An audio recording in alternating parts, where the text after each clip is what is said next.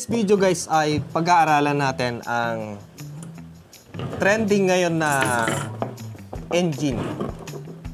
Ayan, yung spring engine na matagal na nilang tinatanong sa akin at tinatag kung totoo daw ba o hindi.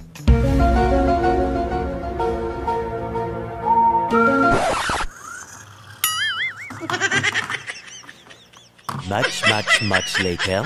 Nakikita nyo ba itong laruan na to? Matagal na itong ginagamit guys. At ang laman nito ay mga gear, maliit na flywheel. Ayan, laruan ng mga bata. Na kapag tinulak natin, na konting effort, malayo yung kanyang mararating. Subukan natin. Yun o. Diba?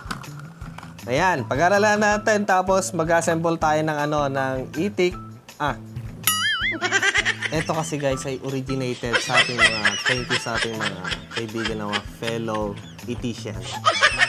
Etician. Ayan. Yung coil spring, eto coil spring kasi spring yung ginamit para makapag-drive ng engine. So, spring engine. Alam nyo guys, ng spring engine ay totoong gumagana. Ito yung sample. Di ba pa yung mga sasakyang ganito, ito kasi hindi siya gagana, reverse and forward. Kaya lang pagkakaiba nila dito sa flywheel engine, eto, itutulak mo ng konti, malayo yung mararating. Oh, malayo, di ba? Etong coil spring, i-reverse mo siya ng konti pero malayo yung kanyang aabutin. Ilang ikot lang yon, pero pag umikot siya pabalik, mas marami. Meron siyang spring sa loob. So, ibig sabihin, gumagana. So, sa mga nagtatanong sa akin, gumagana ba talaga ang flywheel engine? At spring engine? Yes. Yes. Ang galing! Ang galing! Maraming magagalit sa akin ito. Ayan, mag-isip bata tayo ngayon. Ngayon, dahil nga sa taba ng utak ng mga kaibigan nating Etician, bebiro lang. Okay, yung mga kaibigan nating Etician, pinag-combine nila. So yung coil spring, nilagay sa loob ng flywheel engine, naging ganito siya. So ang kataba talaga ng utak. Okay, so isa-isayin natin. O diba? Dito, makakapanood ka na ng entertainment, matututo ka pa. Okay, so ano ba yung flywheel? Eto guys, nag-google ako para dyan. Definition: flywheel, heavy wheel attached to a rotating shaft so as to smooth out delivery of power. So, siya daw pala, kaya nakalagay sa kaya pala yung mga yung mga maliliit na makina walang flywheel. Meron man siya kailang maliit, di kagaya sa mga ibang makina na napakalaki. Mas smooth yung kanyang delivery ng power, hindi siya matagtag, hindi siya masyadong magalaw. Mas smooth yung kanyang drive. Sa mga sa mga mekaniko, technician na mga makina, alam nila yan. Ito, yung iba pang parts niya, yung bearing. So, pwede tayong gumamit ng iba't ibang klaseng bearing. Ano ba yung bearing? Is a mechanical element that constrain relative motion to only desired motion to reduces friction between moving part. Ayan, para maiwasan ng pag-init. Tapos, yung friction. Para hindi siya lumuwang. Saktong-sakto pa rin. Ayan. So, maraming klaseng bearing ang pwedeng gamitin. Stick bearing, slip bearing. Ayan, marami. Ito kasi ay ball bearing. Okay. Ayan, eto na. Yung kanyang spring. Ano ba yung spring? Spring po ito ng washing. So, ano ba yung definition ng spring? So, ang spring ay mechanical device which it is typically used to store energy. Oh! Ang gagaling talaga ng fellow itik natin. Kagaya nito. Yan, yung kunting paikot natin, pagbalik niya mas marami. O, di ba? Nag-store siya ng energy nung nagkaroon ng stress doon sa coil. Tapos, nung nirelease natin, gamit ng mga gear na multiply. Yan o. So, kagaya dito kasi nga meron siyang flywheel, yung kunting exert natin ng effort, mas malayo yung kanya mapupuntahan. Free. To absorb shock and to maintain force between. Okay. Pag piniga natin ganon, nagkakaroon siya ng resistance. So, itutulak niya pabalik. Pag hinila natin ganon, meron siyang resistance, tapos ihilahin niya pabalik. So, napakagaling ng invention na to.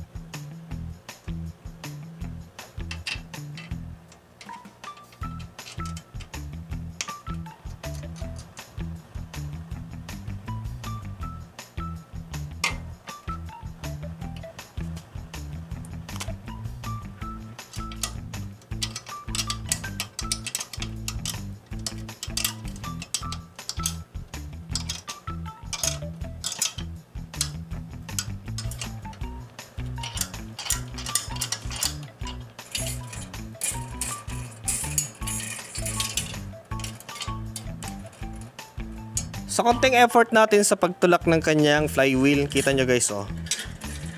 Nakakapag-store siya ng momentum, power, energy. Ayan. Nagbuelo, acceleration. Ayan.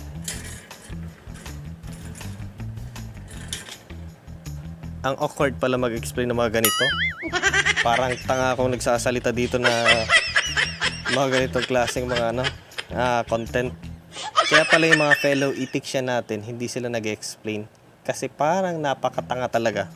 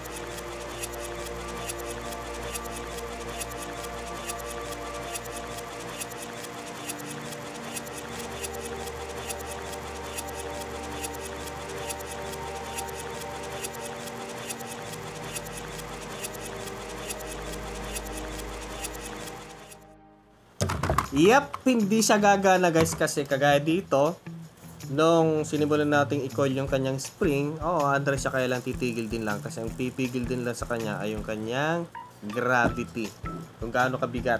So pag pinagsama natin dito sa flywheel, yung spring magpapaikot dun sa kanyang flywheel, kaya lang yung flywheel kumukuha din ng momentum sa spring. So yung spring, dahil nga spring ay meron siyang stress, pag prines natin meron siyang resistance, at pag bininat natin meron siyang resistance. So siya din lang pipigil sa lahat. Yung gravity, lahat-lahat nagtugma-tugma para hindi siya gagana. Ayan, siguro explain na lang natin next time siguro kasi nga parating yung malakas na ulan. So next time na lang, hanggang dito na lang muna, at meron pa tayong gagawin na iba pang mga kalokohan dyan siguro. Okay, ayan, dito sa mga laruan pwede lang siya pero limited lang. Nabubudol lang tayo sa mga itsura niya na parang gumagana. Ayan.